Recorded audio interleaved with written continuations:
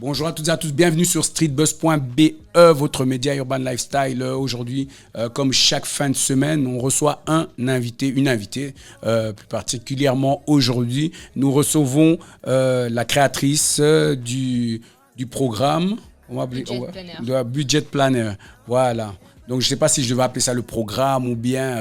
Non, c'est un outil. Voilà, un outil qui va nous permettre de budgétiser notre budget de la semaine, du mois, de l'année, de nos dépenses. Discipliner surtout. Voilà, surtout ça. Ouda, bonjour. Hello. Comment vas-tu? Ça va bien. Merci. Ça va bien? Et toi? Ça va super bien et nous sommes très heureux de te recevoir donc, dans notre émission. Avec tous les spectateurs qui nous regardent, on va pouvoir donc un peu mieux comprendre, mieux savoir, découvrir ce que tu fais, ce que tu as créé, parce que voilà, c'est une création made in Belgium. Et voilà, tu vas nous expliquer un petit peu qu'est-ce que Budget Planner. Ok. Le Budget Planner, c'est un outil que j'ai créé à la base qui était pour moi. Il y a eu plusieurs événements dans ma vie où j'ai eu de gros problèmes financiers et je travaille depuis aussitôt que je me souvienne, depuis que j'ai le droit de travailler. Et j'ai appris, je pense que quelque chose comme 8 ans, j'ai jamais mis d'argent de côté. Et j'avais pas l'impression que j'étais une grosse dépensière, mais j'arrivais pas à joindre les deux bouts. Et par exemple, quand on faisait un voyage, etc., toutes les factures qui arrivaient le mois, j'étais obligée de les reporter au mois suivant parce que, en fait, on était en mode survie. Et ça, je te dis, il y a plusieurs événements de ma vie. Quand je vivais avec ma maman, j'avais mes frères et mes sœurs qui étaient plus petits que moi, et donc je bossais aussi pour l'aider. Et puis après, quand j'en ai rencontré mon mari, quand on a commencé à vivre ensemble, je ne m'attendais pas à ce que ce soit difficile financièrement parce qu'on avait quand même 2 salaires. Et donc, j'ai toujours essayé à plusieurs moments, j'ai essayé en tout cas de faire un budget, de suivre ça sur Excel, de suivre ça de suivre ça dans des budget planners que j'achetais. Mais il n'y avait jamais rien qui me correspondait à 100%. Donc, à un moment, je me suis mise à faire mon propre template. Et j'ai commencé à le suivre et à le compléter toutes les semaines. Et à chaque fois, j'améliorais plusieurs choses dedans. Et je me disais, ça, j'ai oublié de prévoir, ça, j'ai oublié de prendre en considération. Et un jour, il y a ma tante qui vient chez moi et qui me dit Ouda, tu peux m'aider parce que je vois que voilà, tu gères et tu arrives à mettre de l'argent de côté. À ce moment-là, je venais de créer une chaîne YouTube. Donc, elle vient chez moi, elle me demande conseil. Et je la conseille et je lui passe mes feuilles, en fait. C'était des templates, c'était des feuilles volantes, mais j'avais fait des copies. Et quelques semaines après, elle revient chez moi, elle me disait mais c'est excellent. Vraiment, je conseille à tout le monde d'utiliser. C'est une super structure. Elle me dit Ouda, tu devrais commercialiser le truc. Et je lui dis mais non, parce que moi, je l'ai fait pour moi. Quand on fait des choses pour soi, t'as pas pensé, je cible tel public, je le fais, ça va plaire à tout le monde. À la base, tu n'imagines pas que ça peut avoir une résonance auprès des autres gens. Voilà. Surtout, est-ce que ça conviendra à d'autres personnes? Voilà, aussi. exactement. Donc, j'ai vraiment souffert du syndrome de l'imposteur au départ parce que je me suis dit, je vais quand même le faire parce que ça peut aider beaucoup de personnes, mais c'était sans attendre un succès ou quoi que ce soit parce que je me disais, je sais pas c'est quoi le feedback et je suis pas du tout dans ce milieu-là, je suis pas une créatrice de planeur ou un gourou de quoi que ce soit, donc c'était un petit peu ça qui m'avait fait douter, mais je me suis dit je vais quand même essayer. Et puis j'ai cherché. En travaillant dans la finance, tu as eu des doutes par rapport à ça? Moi j'ai travaillé dans les assurances, donc effectivement donc j'ai un master en sciences commerciales et mon option c'était finance, mais ça n'avait rien à voir avec le fait de faire un budget et on n'a pas l'éducation financière, en tout cas pour la gestion des finances personnelles, on n'a pas d'éducation à l'école ou quoi que ce soit. Et quand on a son premier job, tout ce qu'on pense à faire c'est s'acheter tout ce qu'on n'a pas pu s'acheter avant. Donc c'est à dépenser sans avoir d'objectif. Donc moi dans mon entourage j'avais pas vraiment de personnes pour m'expliquer ça ou me dire fais attention. Et comme j'ai aidé beaucoup ma maman à l'époque, mon argent je le voyais pas moi-même. Donc il y avait vraiment aucun repère, il y avait aucune structure, aucun repère, ça n'avait aucun sens. Donc je te dis la finance, oui t'apprends la mathématique de l'intérêt ou t'apprends des choses comme ça, mais c'est du langage vraiment pour les personnes qui sont dans la finance. Et ça ne va pas parler à tout le monde. Et ça ne va pas parler à une mère qui est au foyer avec des enfants à charge ou quelqu'un qui est endetté, etc. Donc, moi, mon approche, c'était de straight to the point, avec ce que tu as, faire un maximum de choses. Et j'ai fait 300 exemplaires que j'ai produits ici en Belgique. Et j'ai travaillé avec des femmes pour faire ce budget planner, de l'illustratrice à la graphiste, à la personne qui m'a aidé à tu as quand même tout structuré de façon à ce que ce soit vraiment... j'ai vraiment fait ça parce que je voulais que quand les gens me payent, ils payent pour un réel travail. Et que, voilà. Donc, je me suis. Avec l'argent que j'arrivais à faire, j'ai payé ces personnes pour qu'elles m'aident. Pourquoi travailler spécialement qu'avec des femmes? En fait, c'était pas vraiment voulu, c'était pas discriminatoire. Dans le sens où je veux travailler exclusivement avec des femmes. Mais pourquoi ça s'est fait? Je pense qu'on se comprend. Je pense que naturellement, il y a ce truc-là de. Peut-être que cette personne n'est pas dans la situation. Dans une situation difficile, mais peut-être que sa mère elle l'est, sa sœur elle l'est. Donc je pense que naturellement c'est venu, c'était juste la loi de l'attraction. Donc, et donc j'ai fait 300 exemplaires l'année passée et j'avais pas l'argent pour produire. Et j'avais juste de quoi, on avait juste un fonds d'urgence pour terminer le mois parce qu'à ce moment-là, tous les deux, mon mari et moi, on avait quitté nos jobs et c'était difficile parce que lui il se lançait aussi en tant qu'entrepreneur full-time.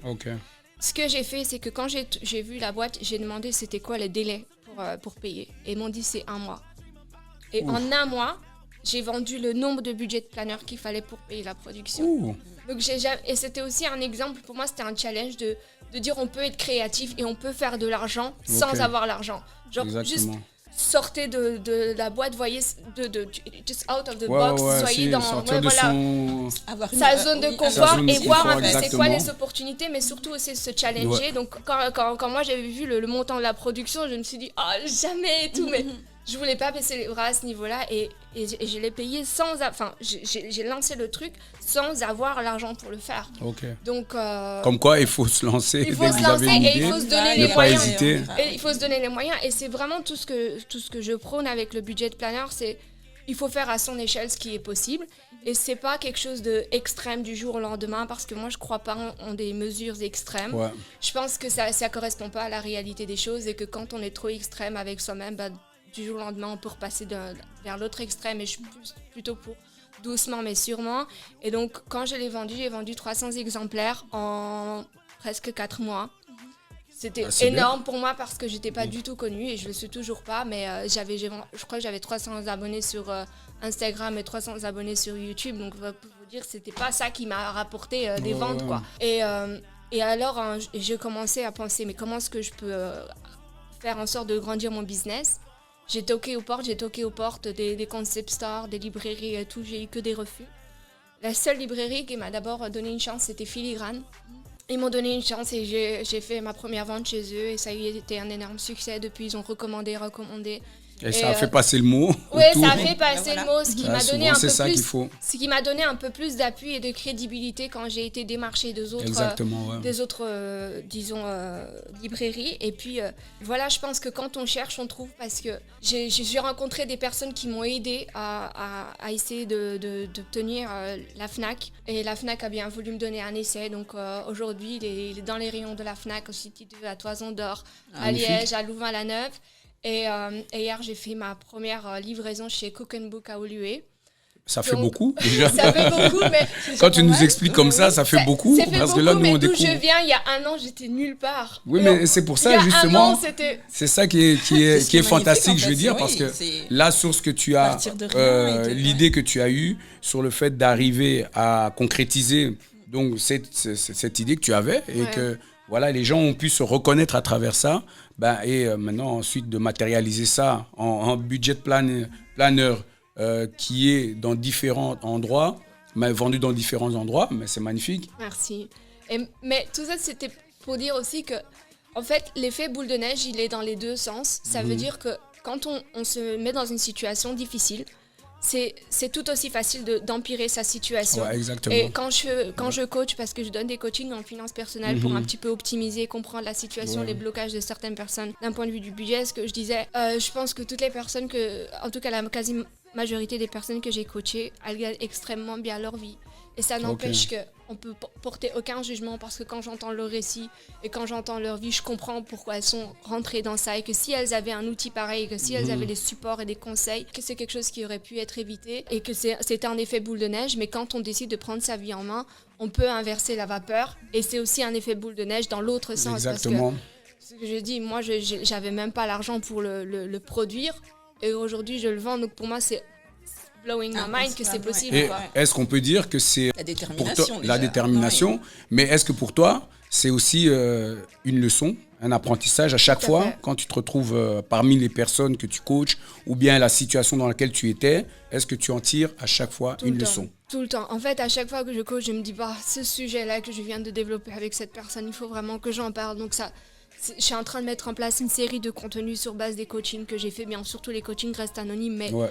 à chaque fois, j'en tire des leçons et elles m'inspirent encore Ok, plus hein. à continuer ce que j'ai fait parce que à la base, je suis une personne très privée et faire ma chaîne YouTube, c'était vraiment un challenge de m'exposer publiquement. Mais je l'ai fait parce que je me suis dit que ça peut vraiment aider. Et comme je te le disais tout à l'heure, l'argent, c'est un sujet tabou. Les personnes qui sont endettées, elles vont jamais Ouais, te non, dire je qu'elles dois sont bien en endettées. parler, Peut-être ta tante, exactement. et elle est endettée. Voilà, elle a des microcrédits à gauche, à droite, mais elle va jamais te dire, si tu lui demandes de l'aide, elle va jamais te dire non. Je vais te dire, moi, j'ai déjà des crédits, etc. Donc, c'est un sujet qui est très tabou. Les gens sont gênés par rapport à ça. Et moi, c'est tout ce que je voulais pas. Je voulais que les gens soient à l'aise avec ça parce que le plus on en parle, le plus de solutions On trouve, on ouais, peut trouver, exactement. s'entraider, se dire, mais je suis pas toute seule. Et à partir du moment où on se sent plus seul, on a l'impression qu'on fait partie d'une communauté et qu'on peut y arriver. Ben, Exactement. voilà, moi je voulais vraiment démystifier ça et je voulais que no shame. Et quand j'ai fait le budget planner, je l'ai fait le plus minimaliste possible dans le Ok. sens où il a tout ce qu'il faut, mais il n'y a pas plus d'informations que ça Ok. parce que je pense que les personnes qui sont dans une situation financière compliquée, elles sont déjà encombrées, polluées, Ouais. elles sont Elles déjà ont besoin de mentalement solutions burn-out, simples. burn-out, etc. Donc vraiment, si tu le regardes à l'intérieur, c'est simple, mais c'est efficace. Qu'est-ce qui différencie ton budget planner d'un autre? Selon toi. Quand j'ai complété d'autres budgets planner, c'est des petits détails. C'est des détails qui me freinaient à le compléter. C'était qu'ils étaient trop petits. Moi, j'ai une grande écriture. C'était tout petit comme ça. Tu dois compléter 1500 Tu prends pas de lunettes? Non, mais c'est pas ça. Tu complètes ton Ouais. loyer, mais tu as déjà dépassé la case. Ouais, C'était tout petit comme ça, ou c'était trop coloré, ou c'était nunuche. Et moi, je me suis dit, mais en fait, il faut que ce soit élégant. Il faut que ce soit un objet qu'on a l'impression qu'on a quelque chose d'important dans les mains Ouais. parce qu'on fait quelque chose d'important. Donc, le design, je l'ai vraiment fait le plus minimaliste, épuré possible. Mais je voulais qu'il soit quand même élégant et qu'il parle à un maximum de personnes. Donc voilà, c'est juste. Après, le contenu, c'est la structure que moi La j'ai structure, toujours ouais, ok. utilisée. Je pense que j'ai utilisé 2 budget planners il y a quelques années et je ne me suis même pas basée sur eux pour le faire parce Ouais. que je voulais pas être influencée. J'ai vraiment fait en fonction de Ouais, les t'es- semaine en semaine ce que je voyais qu'il fallait rajouter ou pas. Du coup, est-ce que ça convient à tout le monde? Moi, Même je aux pense entrepreneurs. Alors, Ou, moi, je pense qu'il convient à n'importe qui. N'importe qui veut reprendre sa vie en main, qui est perdu, qui sait pas où est-ce que son argent va, etc. Donc, vraiment, je pense qu'il fonctionne avec n'importe qui. Pour les entrepreneurs, il n'est pas fait pour les entrepreneurs dans le sleur où, quand on est entrepreneur, on mélange tout. On mélange son argent professionnel, on mélange son argent personnel, ce que tu vas gagner, tu vas le dépenser, etc. Surtout pour ceux qui sont à leur compte. Je parle pas quand on est en société. En fait, moi, je conseille de l'acheter dans le sens où il faut avoir la discipline en tant qu'entrepreneur de se dire, ce mois-ci, de tout ce que je vais gagner, je vais me verser autant en salaire. Et à partir de ce moment-là, je fais mon mois. Donc, oui et non. Dans le sens, si c'est pour l'utiliser pour son business, non. Mais si c'est pour l'utiliser en complément, pour être tranquille, savoir que ça fonctionne, je suis tranquille, mon argent est budgétisé, je sais où va mon argent, alors oui. Budget planner, donc en 12 mois, en une année, on sait comment gérer son argent, on sait comment budgétiser si on veut se faire plaisir aussi. Comment est-ce qu'on peut faire donc, parce que là tu as expliqué que tu fais du coaching, tu as une page, une chaîne YouTube, donc là où tu prodigues aussi des conseils. Là on parle de quoi sur ta chaîne YouTube? Je parle du mindset, je parle de la santé mentale, je donne des conseils pour mettre de l'argent de côté, je parle de l'endettement. J'ai plusieurs podcasts aussi, enfin, c'est podcasts YouTube, mais avec des coachs, etc., ou des personnes qui sont dans la médiation familiale et on discute un petit peu des problématiques des personnes qui sont dans des problèmes financiers ou endettées parce que faut vraiment comprendre que c'est très très proche de la dépression et que à l'heure actuelle. Ça peut nous pousser à la dépression, à s'isoler et donc voilà. Et donc je parle vraiment de ça, de se créer un environnement sain, d'enlever tout ce qui est toxique de sa vie pour focaliser sur ça parce que l'argent, aussi triste que ce soit de dire, mais c'est une liberté. Ouais. Et comment as-tu été accueilli en fait dans ta communauté sur YouTube? Honnêtement, Je pense que 99% des commentaires que je reçois sont super positifs et les gens sont super contents, on peut les lire dans les commentaires sur YouTube, tout est ouvert. C'est rare où j'ai eu des personnes négatives et les personnes négatives, je me dis qu'elles ont un problème avec elles-mêmes parce que quand je lis le commentaire, c'est pas des critiques constructives et quand c'est pas des critiques constructives, just out of my way. Ouais, voilà, c'est ça qu'il faut faire parce que le plus important, c'est ce que, comme on dit, tu proposes et les gens y disposent. Donc voilà. Donc, exactement, c'est les conseils que je donne gratuitement, je ne fais pas payer, c'est pas une formation miracle à 1500 balles, etc. C'est vraiment mon expérience que je partage et je me dis, au plus je partage, au plus les gens peuvent se reconnaître. Donc il y a vraiment voir que les gens parlent entre eux dans les commentaires, donc c'est vraiment génial. Ah, mais c'est bien et ça donne un retour assez positif par rapport à ce que tu proposes avec le budget planner. Comment peut-on faire pour se procurer cette Bible de la planification du budget?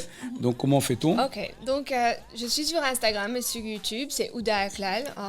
Et en fait, mon site, c'est un site qui sort cette semaine, donc je pense que le temps que tu vas publier donc, ça, le site va bientôt prêt, sortir. Et qui est The Smart Ritual, donc vraiment le rituel malin, donc The Smart Ritual, donc www.thesmartritual.com. Et à ce moment-là, on peut l'acheter en ligne. Et aussi la librairie que j'ai mentionnée avant, donc la Fnac, Filigrane et Cook and Book. Voilà. Et en combien de langues il est Alors écrit? pour l'instant, il est en français, mais je travaille sur la version en anglaise. Donc, voilà. pour pouvoir donc il y en aura pour tous les goûts, pour tout le monde. Donc là, on ne doit pas s'inquiéter. Une chose est sûre, c'est qu'on a le budget planner. Donc sur 12 mois, sur une année, 365 jours sur 365 jours. Donc si vous avez des soucis pour budgétiser votre argent, vos millions, et que voilà, c'est pas possible, c'est difficile. Là, il y a le budget planner et ça a une très bonne idée en tout cas pour les personnes comme nous qui dépensons pas assez d'argent mais de trop. Mais il faut être engagé. Moi, c'est ce que je dis. S'il n'y a pas d'engagement, ça ne sert à rien d'acheter. Ouais. Une chose est sûre, c'est qu'il est très intéressant. Voilà. À l'heure actuelle, je pense qu'il y a pas mal de personnes qui en auraient besoin, qui en auront besoin. Noël, nous-mêmes aussi. Donc voilà, si vous avez aussi envie, vous pouvez l'offrir à vos proches, à vos amis. Voilà, ça peut aussi être un cadeau utile. Et voilà, on peut les retrouver sur Cook and Book, chez Cook and Book. À la Fnac. À la Fnac. Parce qu'à la Fnac, il n'y a pas toutes les Fnac. Donc, il y a City 2, Toison d'Or, Louvain-la-Neuve et Liège. Voilà, c'est déjà beaucoup. Ouais, c'est déjà pas mal.